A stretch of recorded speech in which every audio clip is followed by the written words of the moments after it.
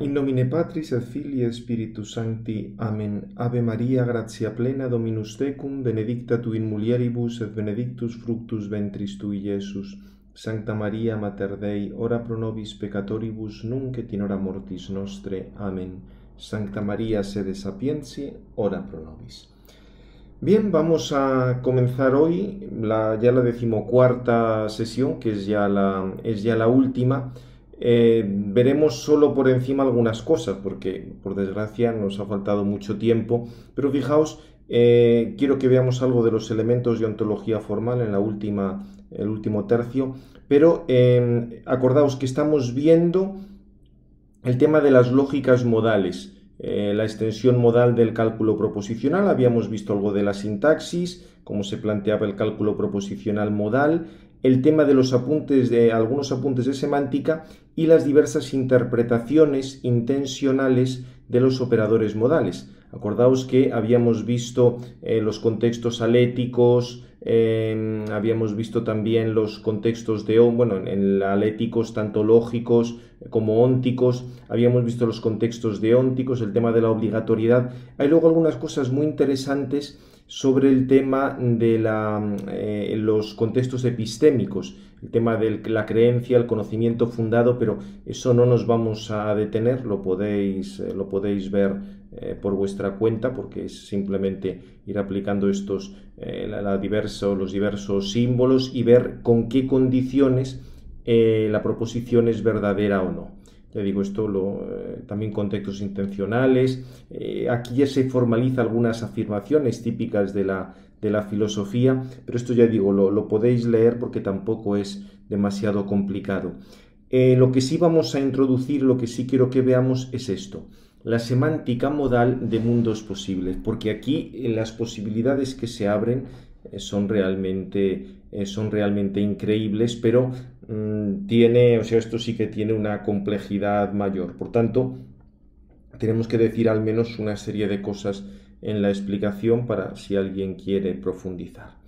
Bien, la semántica relacional de Kripke es una evolución de la semántica formal de Tarski de tipo intuicionista. Acordaos algunas de las características que habíamos hablado del intuicionismo, cuando hablamos de la negación intuicionista, la no coextensión del tercero excluido y la no contradicción, etc.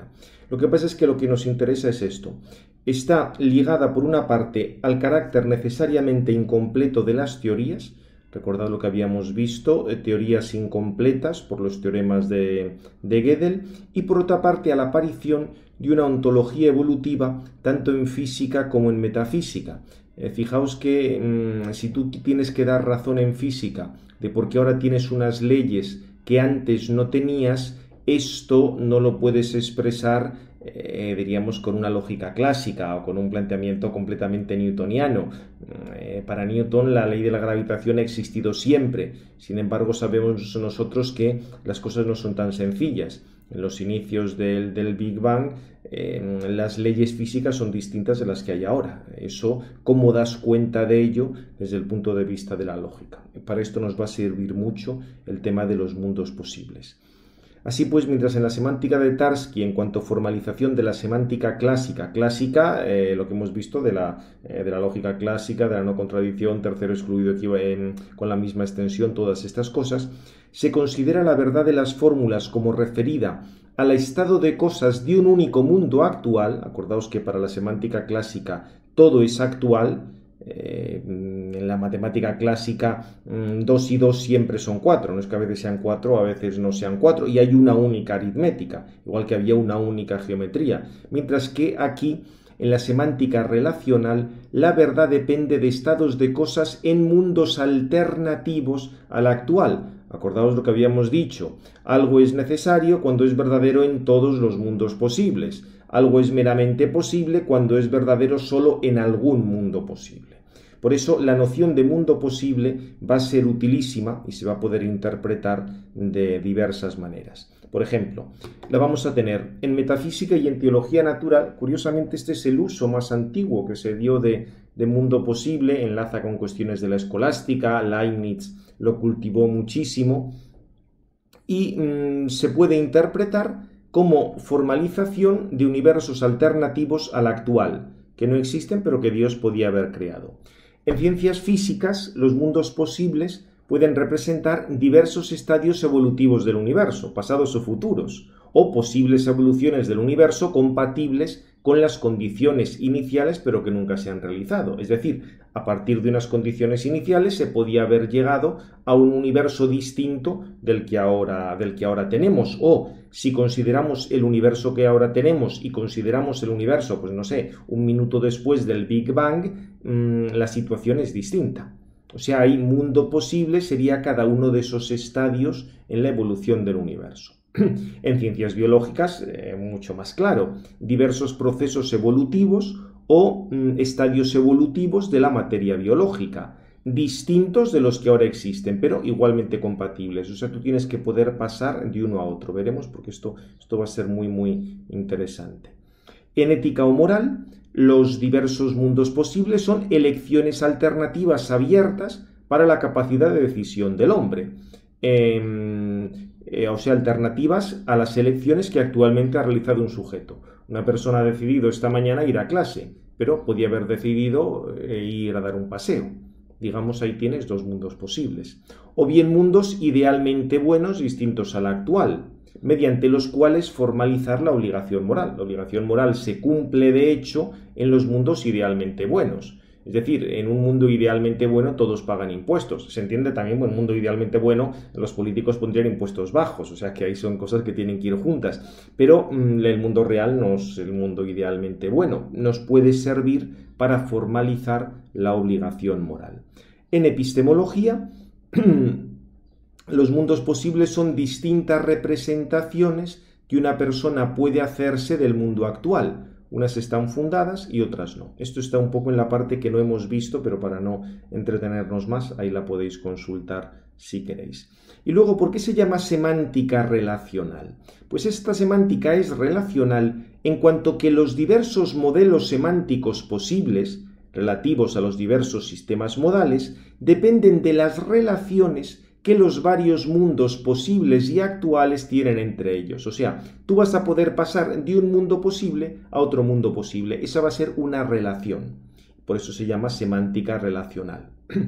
Como la única noción de mundo posible puede recibir las más diversas interpretaciones, así los diversos tipos de relaciones entre objetos en las diversas teorías, que serán causales en física y metafísica, formales en lógica, jurídicas en derecho, se pueden considerar como interpretaciones de una única relación entre mundos posibles, que es la relación de accesibilidad. Vamos a verlo inmediatamente. O sea, tú tienes la relación de accesibilidad por la que puedes pasar de un mundo a otro y esa relación la vas a interpretar, acordaos la noción de interpretación, la noción de modelo, en distintos contextos, y eso te va a dar lugar a distintas teorías. Físicas, metafísicas, lógicas, jurídicas, lo que sea. Como veis aquí se ve toda la potencia de la lógica. Tú vas a tener un esquema formal que vas a poder interpretar en diversas teorías. Pero atención, porque aquí acordaos que lo que habíamos visto de los axiomas, aquí no vas a tener un único cálculo modal, aquí tienes muchos posibles cálculos modales. Acordaos, podemos tener, lo repetimos brevemente, cálculo proposicional modal. Acordaos que, esperad, vamos a lo de los axiomas en los sistemas. Acordaos que teníamos aquí muchos, según que utilices unos axiomas u otros, puedes tener un cálculo en el que utilices el axioma T, el axioma 4 o el axioma 5, o el axioma D, el axioma 4 o el axioma 5. Vas a tener cálculos distintos, según que valga un axioma o valga otro. Y obviamente le daremos luego diversas interpretaciones según las teorías que hagamos. O sea que, como veis, las posibilidades que tiene esto de desarrollo para el mismo campo metafísico es una cosa realmente alucinante, solo que ya tiene una gran complejidad. Veremos un poco al final, espero que nos dé tiempo, la aplicación que tiene esto, por ejemplo, para formalizar la participación del ser. Bien, aquí la noción clave, repito, ya hemos visto que es la relación de accesibilidad. Tú pasas de un mundo posible a otro. ¿Esto cómo lo planteamos? Pues aquí está la noción de frame. ¿Qué es un frame? Es un par ordenado constituido por un dominio no vacío de mundos posibles W. O sea, en W tú tienes toda una serie de mundos posibles. Generalmente en los ejemplos vamos a emplear 3, podríamos emplear muchísimos más, pero para aclararnos 3. Y por una relación R a dos puestos definida sobre W, esto es, por un conjunto de pares ordenados de elementos pertenecientes a W. Es decir, la relación está incluida en W por W. Donde W por aquí de nuevo hay una rata, eso tendría que ser W, es el producto cartesiano de W por W. El producto cartesiano quiere decir que tú tomas un elemento de lo primero y un elemento de lo segundo, y así formas un par. Creo que viene aquí en la nota algún ejemplo, sí. El producto cartesiano W por W entre dos conjuntos, o un conjunto y el mismo, W por W, cuando es el mismo, es precisamente el conjunto de todos los pares ordenados, tales que el primer elemento pertenece al primer conjunto y el segundo al segundo conjunto. Lo puedes hacer esto con dos conjuntos distintos, lo que os había puesto aquí, W por V, y lo puedes hacer con W por W. Vamos a poner un ejemplo banal para que os quede clara la noción de par ordenado. Pensad que W es un conjunto que es pera, manzana, plátano. Y V es un conjunto que sería Pedro, Juan y María. Entonces, el producto cartesiano es que tú coges lo primero, manzana, pones manzana, Pedro, manzana, María, manzana, Juan, luego plátano, Pedro, plátano, María, plátano, Juan. O sea, así vas haciendo todas las combinaciones tomándolos de dos en dos. Entonces, la relación R es a dos puestos y está definida sobre W, en el sentido de que está definida por ese conjunto de pares ordenados. O sea, esta relación R va a valer entre los pares ordenados que surjan del producto cartesiano de W por W. Más o menos creo que os queda claro. Aquí además tiene la ventaja de que esto lo vamos a poder representar con gráficos, con lo cual lo vamos a poder dar tiene un aspecto visual. Dice, de manera gráfica denotamos los mundos posibles mediante un círculo. ¿Veis? U es un mundo posible, W es otro mundo posible. Y decimos que el mundo V es accesible desde el mundo U, si la flecha va de U a V. Por ejemplo, si W, o sea, el dominio este de mundos posibles es U, V, W, los tenéis aquí. De momento, aquí tendríamos simplemente la relación UV. O sea, de momento, tal como está pintado aquí, sería UV. Habría simplemente esta relación. El caso más notable y más interesante, que ya lo veremos más adelante, va a ser el sistema en el que todo está relacionado. En la relación sería W por W. Y aquí, ¿en qué consiste esta relación? Pues como veis, si está W por W, quiere decir que tienes todos los pares ordenados. Entonces, tienes UU. Como veis, de U se llega al mismo U. UV. De U podemos llegar a V, porque fijaos que la flecha indica hacia allá. Pero también de V puedes ir hasta U, porque aquí la flecha tiene esta otra dirección, con lo cual veis aquí la flecha manda en los dos sentidos. Por otra parte, V está relacionado con el mismo, desde V se alcanza V, desde U se alcanza W, desde W se alcanza V, desde W se alcanza W, desde W se alcanza U, desde U se alcanza W. Bien. En este caso la relación coincide con el dominio de los mundos. Estos están todos relacionados con los otros y consigo mismos. Aquí diríamos todo es accesible. Por tanto, fijaos, relación de accesibilidad. Una relación a dos puestos definida sobre W. O sea, en esta tienes todas, o sea, aquí todo es accesible, pero puede haber otro frame, o sea, este sería el frame en el que esa relación, o sea, la relación tiene que estar definida sobre esto, pero puede haber frames en los cuales solo sea, aquí por ejemplo, R, aquí solo V es accesible desde U. Como veis aquí el frame, la relación del frame es una cosa sencillísima, mientras que aquí la relación del frame abarca todo. Por eso decíamos que en el frame tienes un par ordenado, WR. Entonces, en W están todos los mundos posibles. En este caso sería simplemente W. Y la R, en este caso la R sería todo esto, mientras que en este caso la R sería simplemente de U a V. Creo que esto, o sea, como veis, tiene la ventaja de que el punto de partida es bastante sencillito. Esto que lo ponemos por una flecha, también lo podéis poner con la terminología de las relaciones, o sea, U, R, V. Sería lo mismo que la flecha, solo que aquí lo estamos poniendo con flecha, inmediatamente nos va a salir para el cálculo, vamos a utilizar las letras. Fijaos aquí, U, R, V. Por ejemplo, aquí os va a indicar, vamos a comenzar a ver algún tipo de relaciones, pero de momento simplemente la terminología. U, R, V quiere decir que desde U puedes pasar a V. Vale. Entonces, vamos a empezar a decir alguna serie de cosas, digamos, de características que puede tener R. Si R es serial, o sea, si esa relación es serial, ¿qué quiere decir? Que para todo U existe un V tal que puedes pasar de U a V.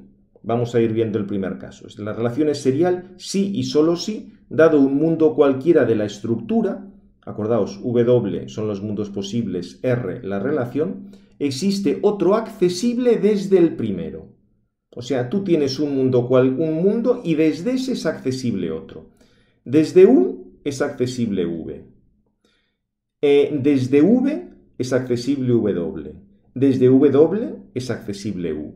Con lo cual, en este frame, en esta estructura, es la R, la relación es serial, porque tú puedes pasar de un mundo de este a este, de este a este, de este a este. Fijaos, existe para todo U, existe un V tal que se da la flecha del primero al segundo. Aquí sería, o sea, se cumplen todos. Aunque le llamamos U y V, evidentemente, fijaos que estamos utilizando aquí el cuantificador universal en el metalenguaje, porque nos estamos refiriendo, si estamos haciendo un análisis de lo que sería esa relación, por tanto nos hace falta el metalenguaje. Acordaos, cuantificador universal, cuantificador existencial. Y aquí estamos relacionando uno con otro. Quiere decir que podemos pasar. La relación en la semántica modal es que tú puedes pasar de uno a otro. Relación de accesibilidad. Bien, como veis esto, como se puede pintar, es muy clarito. Pero fijaos que otro caso de relación serial sería esta. Tú desde todos los mundos, desde cualquiera del mundo puedes acceder a otro. Desde U puedes acceder a V. Desde V puedes acceder a W. Desde W puedes acceder a W. Con lo cual, fijaos, también aquí se cumpliría que la relación es serial. Con lo cual, como veis, una relación serial te puede servir para indicar esto o te puede servir para indicar esto otro. Bien. La relación es reflexiva. ¿Qué quiere decir? Esto es mucho más intuitivo. Que para todo U es accesible desde U. O sea, desde U puedes acceder a U. Vuelves hacia aquí. Esto es sencillísimo.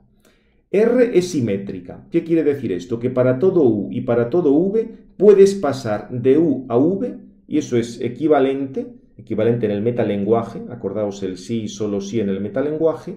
De V pasas a U. O sea, de U pasas a V, de V pasas a U. O sea, se entiende. Cuando pasas, quiere decir que la relación es verdadera. O sea, que esto valdría 1. Pues acordaos que seguimos en lógica. Estamos en una semántica. Podemos seguir dando valores de verdad. Transitiva. Para todo U, para todo V y para todo W, si pasas de U a V y pasas de V a W, tienes que pasar de U a W. En efecto, de U pasas a V, de V pasas a W, eso quiere decir que de U pasas a W. Si dados tres mundos cualesquiera, si el segundo es accesible desde el primero y el tercero desde el segundo, entonces el tercero es accesible desde el primero. De nuevo aquí con las flechitas queda la cosa bastante clara. Fijaos que son características de relaciones que hemos visto ya antes, simétrica, reflexiva, serial. Nos ha salido ya cuando estudiamos la lógica de las relaciones. Por eso os decía que la lógica de relaciones iba a ser luego tan importante cuando avanzáramos más en el campo de la semántica.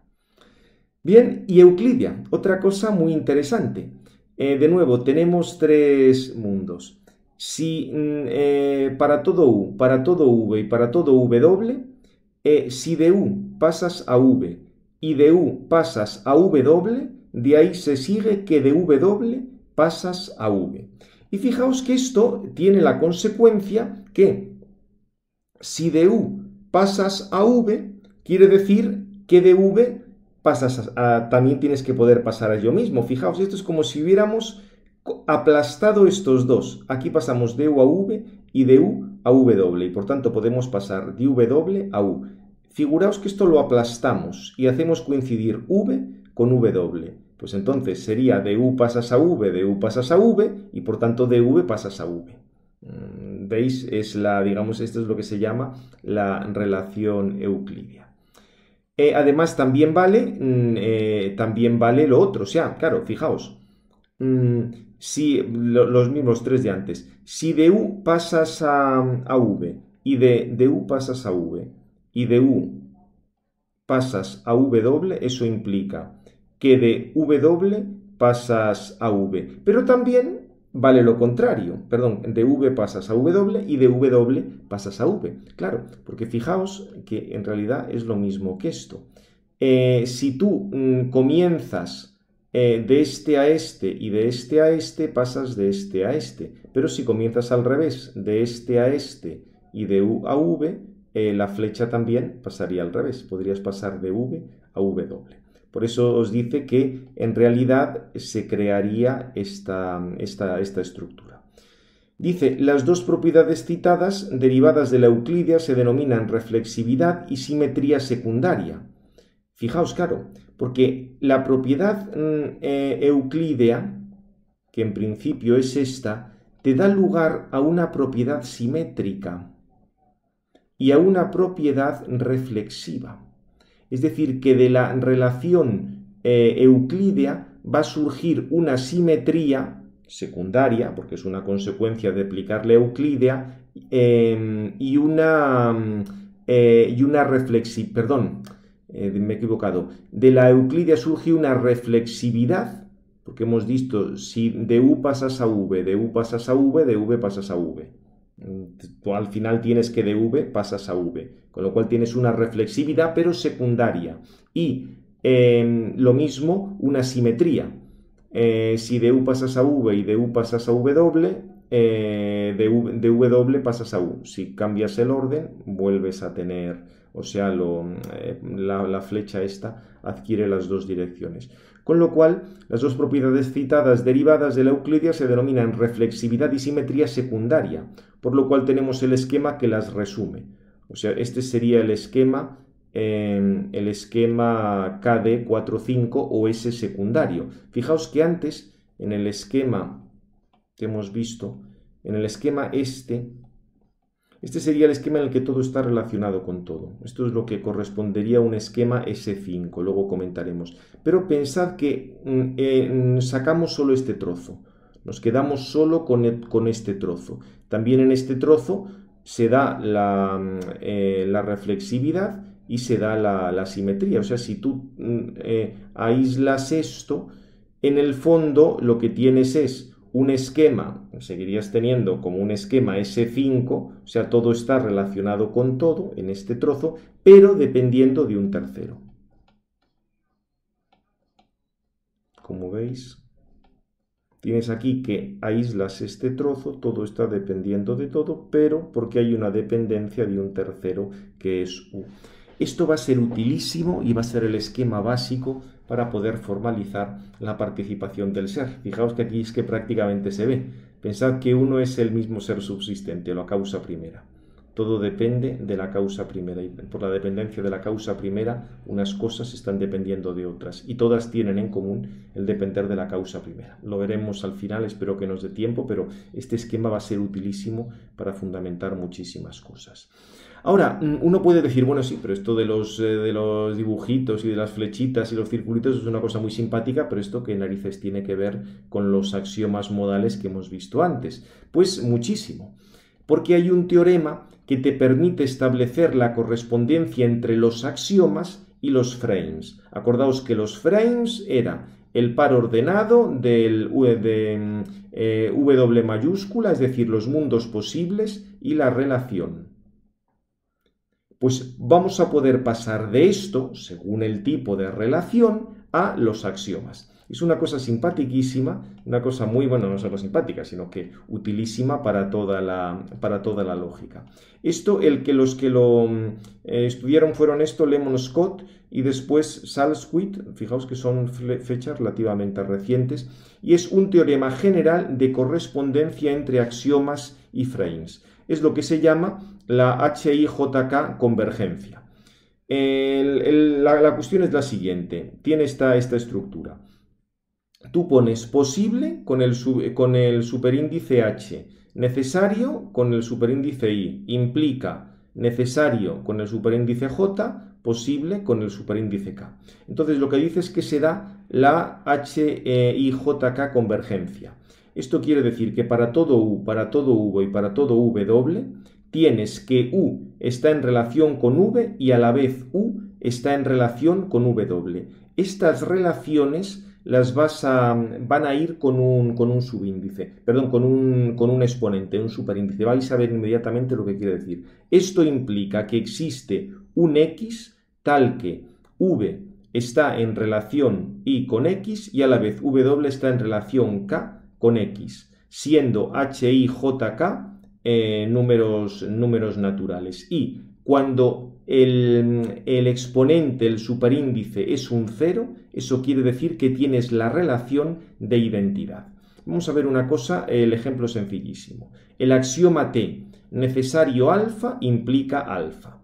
Fijaos, el axioma T, necesario alfa, implica alfa, quiere decir que aquí solo tienes el cuadrado, con lo cual el cuadrado tendría, como solo hay un cuadrado, tendrías el exponente 1.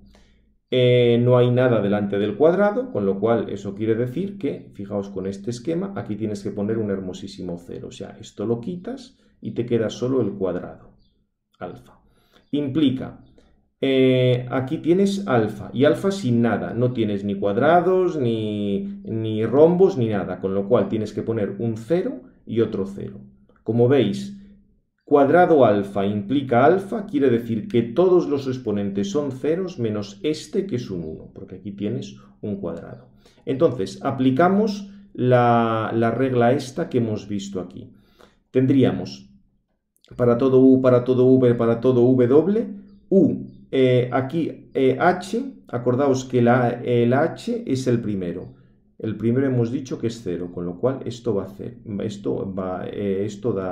pones aquí un 0. Et, U, R, 0, porque aquí la J, acordaos, la J es el que va en el cuadrado segundo, hemos dicho que va a 0, pones otro 0. Implica, existe un X tal que V, aquí R pones el exponente I. Como I es el exponente que había en el primer cuadrado, en efecto, aquí I vale 1. Con lo cual aquí pones R1, X, et, W en relación X con el exponente K. Como hemos visto que K es el exponente del rombo que habría en la segunda parte, y aquí no hay ninguno, 0. Con lo cual te queda esto. Esto equivale a para todo U, para todo V, para todo W. U es igual a V, porque hemos dicho que cuando R es 0, la identidad tienes U es igual a V. Y, de nuevo, U es igual a W, la identidad.